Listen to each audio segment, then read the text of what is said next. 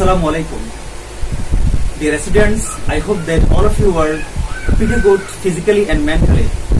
And by the grace and mercy of Almighty Allah, I am also well. Today I am here with an important topic of English grammar. আজকে আমি তোমাদের সাথে narration নিয়ে আলোচনা করব. So, before starting our topic, take your khata, pen and learning materials before you. প্রিয় শিক্ষার্থীরা, narration শব্দের অর্থ হচ্ছে উক্তি বা বক্তব্য। ন্যারেশন কাকে বলে? বক্তার বক্তব্যকে ন্যারেশন বা উক্তি বলে। ন্যারেশন কয় প্রকার? ন্যারেশন দুই প্রকার। কি কি? একটা হচ্ছে ডিরেক্ট স্পিচ বা প্রত্যক্ষ উক্তি, ইনডিরেক্ট স্পিচ বা পরোক্ষ উক্তি। এখন আমাদের জানতে হবে ইনডিরেক্ট স্পিচ বলতে কি বোঝায়। বক্তার বক্তব্য হুবহু বলার নাম ডিরেক্ট স্পিচ। বক্তা তার বক্তব্য যেভাবে দিয়েছেন, যে কথাটি উনি বলেছেন সেই কথাটি হুবহু বলার নাম ডিরেক্ট স্পিচ।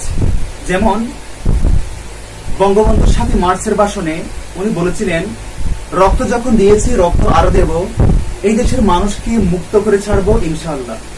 আমরা কিন্তু এখনো তার কথাটি প্রায় সময় বলি। এবার আসি ইনডিরেক্ট স্পিচ বা পরোক্ষ উক্তি। বক্তা যা বলেছেন তা হুবহু না বলে নিজের মতো করে বলার নাম হচ্ছে ইনডিরেক্ট স্পিচ। আমি যদি বলি তোমার নাম কি, আর এই কথাটা যদি তুমি তোমার আম্মুকে গিয়ে বলো, কি বলবা? আজকে আমাকে স্যারে বলছে আমার নাম কি না তোমার নাম কি?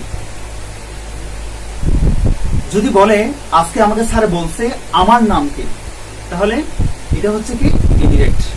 আমরা প্রায় সময় ঝগড়া করি, এটা কি ডিরেক্ট হবে নাকি ডাইরেক্ট হবে, ডাইরেক্টর হবে নাকি ডিরেক্টর হবে। এটা নিয়ে ঝগড়া করার কোনো প্রয়োজন নাই। ডাইরেক্ট এটা হচ্ছে ব্রিটিশ ইংলিশ, আর ডিরেক্টর হচ্ছে আমেরিকান ইংলিশ। সুতরাং direct, director, direction British accent, আর direct, direction, director American accent. সুতরাং আমাদের এই বিষয়ে আর ঝগড়া করা উচিত নয়। যা জানা থাকলে ন্যারেশন খুবই সহজ। আমাদেরকে কিছু বিষয় জানতে হবে। কি কি? 1 নম্বরে ভার্বের পরিবর্তন। যদি ডিরেক্ট স্পিচে ভার্বের প্রেজেন্ট ফর্ম থাকে, ইনডিরেক্ট হয়ে যাবে পাস্ট ফর্ম। আর যদি ডিরেক্ট ভার্বের পাস্ট ফর্ম থাকে, তাহলে ইনডিরেক্ট হবে ভার্বের পাস্ট পার্টিসিপল ফর্ম। আর যদি ডিরেক্ট ভার্বের পাস্ট পার্টিসিপল ফর্ম থাকে, তাহলে কোনো পরিবর্তন হবে না। তাহলে আমরা বলতে পারি, যদি ডু বা ডাজ থাকে ডিড হয়ে যাবে, ডিড থাকলে ডান হয়ে যাবে। ঠিক আছে?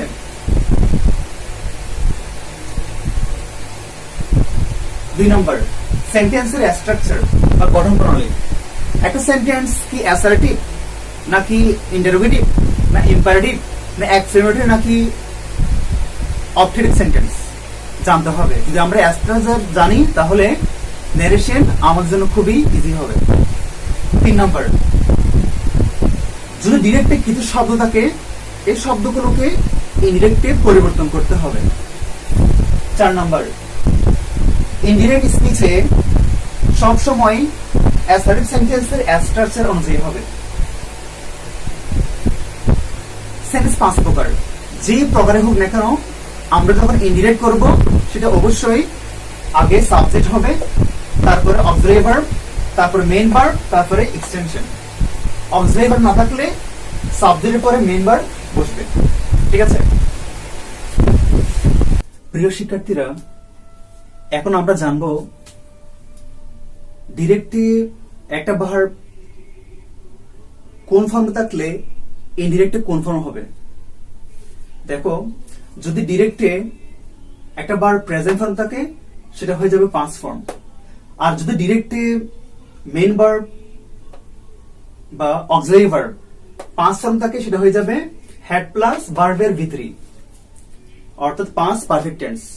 আর যদি ডিরেক্ট স্পিচে হ্যাড প্লাস ভিতরি থাকে অর্থাৎ পাস্ট পারফেক্ট টেন্স থাকে তাহলে সেটা কোনো চেঞ্জ হবে না। ঠিক আছে, তা আমরা দেখি প্রেজেন্ট ফর্ম। যদি সেন্টেন্সে ডু বা ডাস থাকে মেইন ভার্ব তাহলে ডিড হয়ে যাবে, ডিড থাকলে হ্যাড ডান হয়ে যাবে।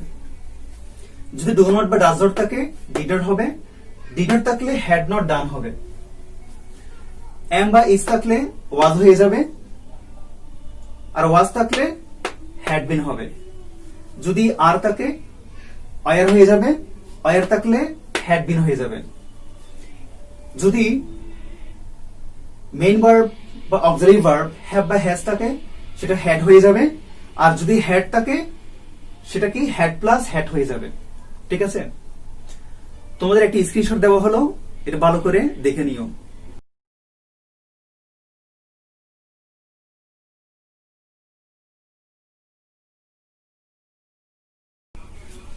এবার আসি আমরা ডিরেক্ট থেকে ইনডিরেক্ট কিভাবে চেঞ্জ করতে হয় তা দেখি।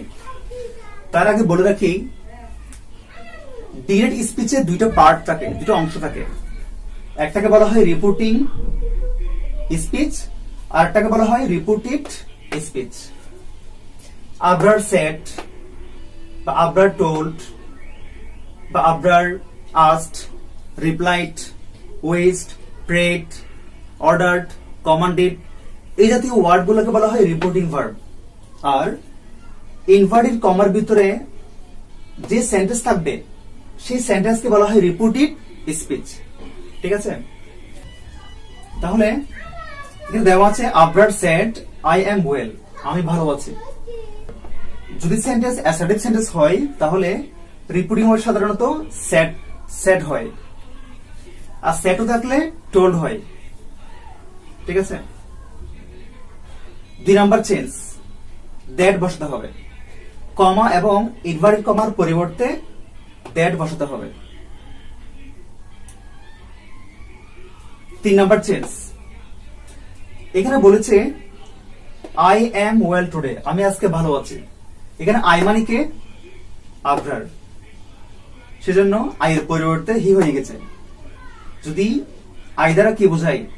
মেল বোঝাই হি হবে, ফিমেল বুঝালে সি হবে। এই সেন্টেন্সে এমটা হচ্ছে মেইন ভার্ব, প্রেজেন্ট ফর্মে আছে, এই জন্য এটা 5 ফর্ম হয়ে গেছে। আমরা আগে পড়েছি এম বা ইজ থাকলে ওয়াজ হয়ে যাবে, আর টুডে থাকলে দ্যাট ডে হয়।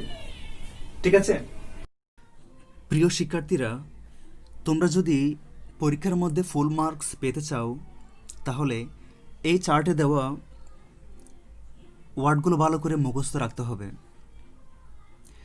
যদি ডিরেক্টে টুডে থাকে ইনডিরেক্টে দ্যাট ডে হবে, টুনাইট থাকলে দ্যাট নাইট, ইয়াস্টারডে থাকলে দ্য প্রিভিয়াস ডে, টুমোরো থাকলে the next day, next day থাকলে দ্য ফলোয়িং ডে, ক্যান থাকলে কুড, মে থাকলে মাইট, দিস থাকলে দ্যাট, দিস থাকলে দোস, নাও থাকলে দেন, হিয়ার থাকলে দেয়ার, ইদার থাকলে থিদার, মাস্ট থাকলে হ্যাড টু, শ্যাল বা উইল থাকলে উড, কাম থাকলে গো, এগো থাকলে বিফোর, দাস থাকলে সো, ইয়েস থাকলে replied in the affirmative, no থাকলে replied in the negative, sir, ma'am, your majesty, এই জাতীয় ওয়ার্ড থাকলে রেসপেক্টফুলি এবং অথবা পলাইটলি, প্লিজ থাকলে কাইন্ডলি ইউজ করতে হবে। এই ওয়ার্ডগুলো মুখস্থ রাখা খুবই জরুরি।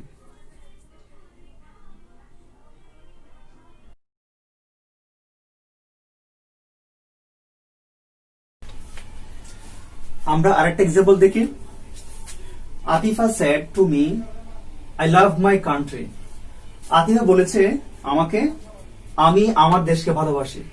এখন এই কথাটা যদি আমি আরেকজনকে বলি কি বলবো? আতিফা আমাকে বলেছে সে তার দেশকে ভালোবাসে। সুতরাং সেড টু থাকলে টোল বসালাম, সেড টু থাকলে আবার সেড টু বসানো যায়। আই মানে কে? আতিফা, যেহেতু ফিমেল সি হয়ে গেছে, লাভটা ভার্বের প্রেজেন্ট ফর্ম, এটা 5 ফর্ম হয়ে যাবে। আর মাই মানে কে? আমার মানে কার? আতিফার। তাহলে হার হয়ে গেল। ঠিক আছে? আচ্ছা, তাহলে আমরা প্রেজেন্ট ফর্ম থাকলে পাস্ট ফর্ম থাকলে হ্যাড প্লাস ভি3 কখন হবে? যদি এই রিপিটিং ভার্ব পাস্ট টেন্স থাকে তখন এভাবে চেঞ্জ করতে হবে। ঠিক আছে? আরেকটা এক্সাম্পল দেখি। Mim said I was here yesterday. আমি গতকাল এখানে ছিলাম। কে ছিল? মিম। তাহলে আমরা ইন্ডিকেট কিভাবে করব? মিম সেড দ্যাট, আই মানে মিম, সে হয়ে গেছে। আমরা জানি ওয়াজ বা এর থাকলে হ্যাড বিন বসে, হিয়ার থাকলে দেয়ার বসে, ইয়েস্টারডে থাকলে দ্য প্রিভিয়াস ডে বসে। ঠিক আছে? ডিয়ার স্টুডেন্টস, এবার আমরা কিছু ব্যতিক্রমধর্মী রুল শিখব। 1 নাম্বার, যদি রিপিটেড স্পিচ দ্বারা চিরন্তন সত্য, অভ্যাসগত কোনো কাজ, বৈজ্ঞানিক সত্য, কোনো মনীষীর বাণী কিংবা কোনো প্রবাদ বাক্য বোঝায়, তাহলে রিপিটেড স্পিচে পার্সন ছাড়া কোনো পরিবর্তন হবে না। রুলস গুলো ভালো করে মুখস্থ রাখবা। ঠিক আছে? যেমন দেখো, teacher said the earth is round. পৃথিবী গোলাকার, চিরন্তন সত্য, বৈজ্ঞানিক সত্য। তাহলে এখানে কি হবে? টিচার সেড দ্যাট দি আর্থ ইজটা ওয়াজ হওয়ার কথা না, কিন্তু ওয়াজ দা হয়ে ইজ থেকে যাবে, কারণ এটা কি? চিরন্তন সত্য। আর একটা এক্সাম্পল দেখি। Teacher said I recite the Holi Quran daily. Teacher বলছে কি আমি প্রতিদিন কোরআন তেলাওয়াত করি। তাহলে ইন্ডিকেট কি হবে? টিচার সেড দ্যাট, আই মানে কি টিচার।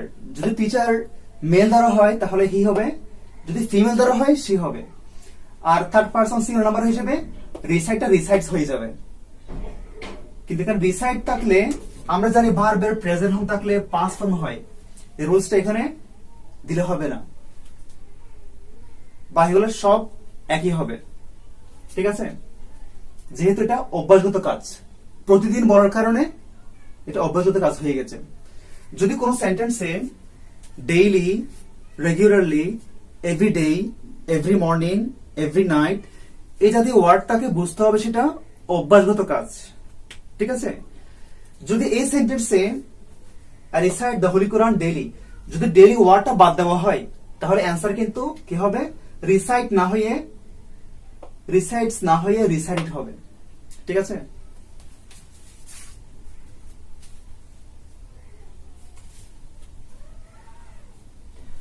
আমরা আরো কিছু এক্সাম্পল দিই। যেমন honest is the best policy, প্রবাদ বাক্য। Black will take no other hue, a friend in need is a friend indeed। ঠিক আছে? আর অনেক এক্সাম্পল দেওয়া যায়। এক্সেপশনাল রুল 2 নাম্বার, যদি repeating verb present tense, future tense বা প্রেজেন্ট পারফেক্ট টেন্স হয় তাহলে রিপিটিং স্পিচে পার্সন ছাড়া কোনো পরিবর্তন হবে না। রিপিটিং ভার্ব যেমন ইফতু সেইস টু রাইসা, ইফতু রাইসাকে বলে। এখানে সেইস এটা হচ্ছে প্রেজেন্ট ইনডিফিনিট টেন্স। বা যদি এরকম হতো ইফতু সেইস বা ইফতু হ্যাজ সেড বা Iftu will say to Raisa, I offer 5 times daily prayer. আমি 5 ওয়াক্ত নামাজ পড়ি। তো এই সেন্টেন্সে আইদার কাকে বোঝাচ্ছে? ইফতুকে। সেজন্য কি বলছে? Iftu says to Raisa that he, অফারটা প্রেজেন্ট ফর্ম, ভার্বের কোন ফর্ম? Present form. তো এটা হওয়ার কথা ছিল অফার্ড, এটা পাঁচ ফর্ম হওয়ার কথা ছিল। পাঁচ ফর্ম না হয়ে এটা কি হবে? অফার্ডস হবে। আর অ্যাজ কেন বলছে? যেহেতু subject third person zero number, তার বাকি সবগুলো কি বসে গেছে। ঠিক আছে?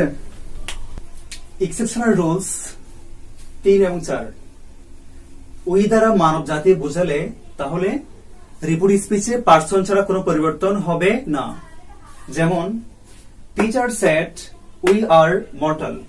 টিচার বলছে কি আমরা মরণশীল, আমরা বলতে মানব জাতি। তাহলে ইংরেজি কি হবে? Teacher said that we are mortal. এখানে উইটা দে হবে না, আরটা আয়ার হবে না। ঠিক আছে? 4 নম্বর রুলস, মাস্ট থাকলে আমরা জানি হ্যাড টু বসে, ক্যান থাকলে কুড বসে, মে থাকলে মাইট বসে, শ্যাল বা উইল থাকলে উড বসে, মাস্ট থাকলে হ্যাড টু বসে। কিন্তু মাস্ট দ্বারা যদি এমন বাধ্যবাধকতা বোঝায় যা না করে পারা যায় না, এই ক্ষেত্রে মাস্টই বসবে, হ্যাড টু হবে না। যেমন mother said to her sons, মা তার ছেলেদেরকে বলছে, ইউ মাস্ট ওবে টিচার্স, তোমরা অবশ্যই টিচারকে মান্য করবে। কাকে বলছে? সন্স, একজন না অনেকজন, ঠিক আছে, একের চেয়ে বেশি। তাহলে কি হবে? মাদার টোল্ড হার সন্স অথবা mother said to her sons that, you বলতে কাদের বোঝাচ্ছে? তার সন্তানদের, যেহেতু প্লুরাল সেজন্য দে বসছে। মাস্ট হ্যাড টু না বসে মাস্টই বসে গেছে, ঠিক আছে, এখানে হ্যাড টু না হয়ে মাস্ট হবে। তাহলে তোমরা ভালো করে বাসায় প্র্যাকটিস করবা। ইনশাআল্লাহ আমরা আগামী ক্লাসে ইন্টারভিউ সেন্টেন্স নিয়ে আলোচনা করব।